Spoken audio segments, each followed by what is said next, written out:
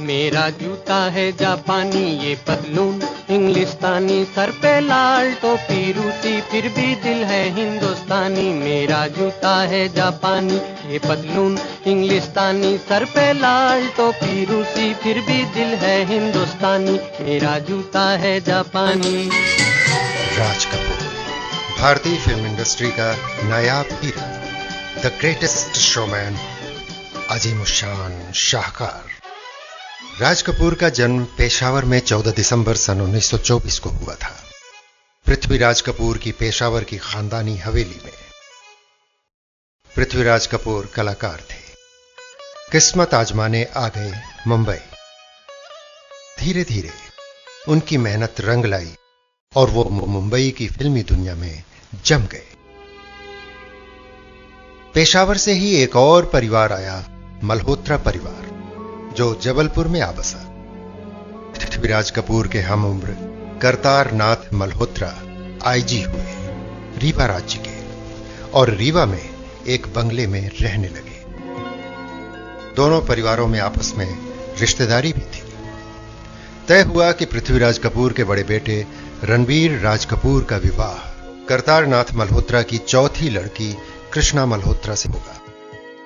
राज कपूर ने कृष्णा को पहले देखा था, सफेद साड़ी में एक हवाई जहाज में सफर करते हुए, और वो छवि उनके मन में बस गई।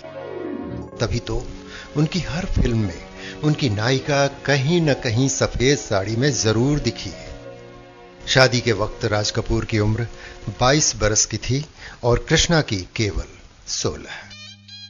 रीवा में बारात आई, पूरा नगर दुल्हन की तरह सज गया। करतार नाथ जी का बंगला नगर से गुजरने वाले राजमार्ग क्रमांक 7 के किनारे था। यह शादी मई माह में सन 1946 में हुई थी। शादी के वक्त राज कपूर की छवि एक उदीयमान प्रतिभाशाली अभिनेता की बन चुकी थी। तभी तो सिनेमा की एक पत्रिका फिल्म इंडिया ने अपने जून 1946 अंक में लिखा था, पृथ्वीराज कपूर के प्रतिभाशाली और संभावनाओं से भरपूर बेटे ने रीवा में मई दूसरे सप्ताह में कृष्णा मल्होत्रा से शादी करके अपने कैरियर का अंत कर दिया। लेकिन ऐसा हुआ नहीं। कृष्णा के कदम कपूर परिवार के घर में पड़ते ही जो भी हुआ शुभ हुआ।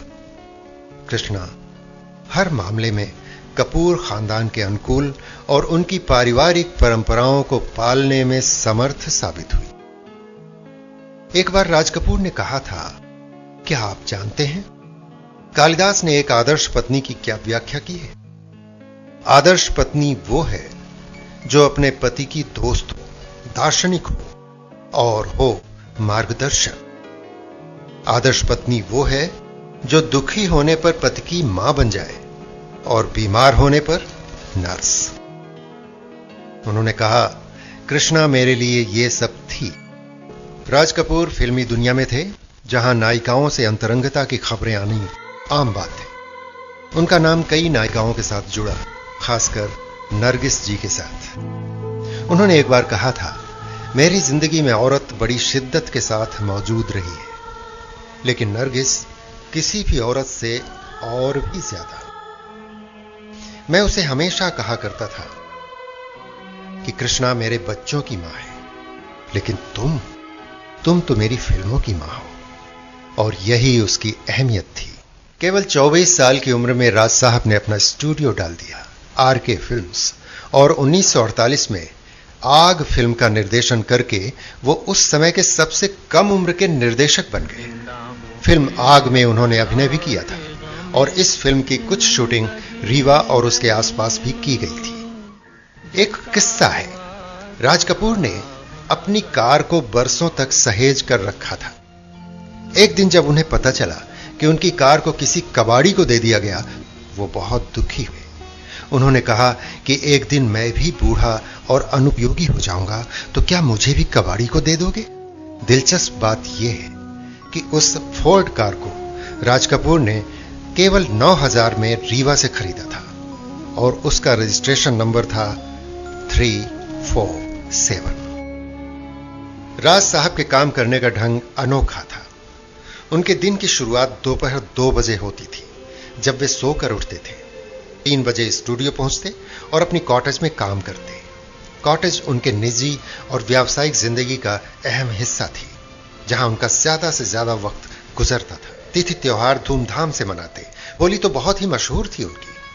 उनमें ऊंचे से ऊंचे फनकार को अपने साथ जोड़ने की जबरदस्त खासियत थी। मुकेश, लता जी, शैलेंद्र, शंकर जयकिशन, लक्ष्मीकांत प्यारेलाल, ये सब उनकी कामयाबी के हमराह थे। उनकी कामयाबी के पीछे एक और ऊंची शख्सियत का नाम आता है और वो है ख्वाजा अहमद अब्बास। अब्बास के लेखन से उन्हें गरीबों और गरीबी के स्वाभिमान से परिचय मिला। उनकी फिल्मों में अक्सर यह देखने को मिला है। राज जी अपने हर छोटे से छोटे कर्मचारी का नाम जानते, उनको नाम से बुलाते। अपने फार्म में जाते तो किसान बन जाते। उनकी आदत थी कि वो हमेशा फर्श पर सोते थे। कई बार तो उन्हें इसका खामियाजा भी भुगतना पड़ा। उन्होंने एक बार कहा था, जब भी मैं मरूं मुझे मेरे स्टूडियो ले जाना, लाइटें जल पड़ेंगी और मैं चिल्ला उठूंगा, एक्शन एक्शन। हम हो न हो, गर्दिश में सारे रहेंगे सदा। भूलोगे तुम, भूलेंगे वो, पर हम तुम्हारे रहेंगे सदा। रहेंगे यहीं अपने निशान, इसके सिवा जाना कहाँ।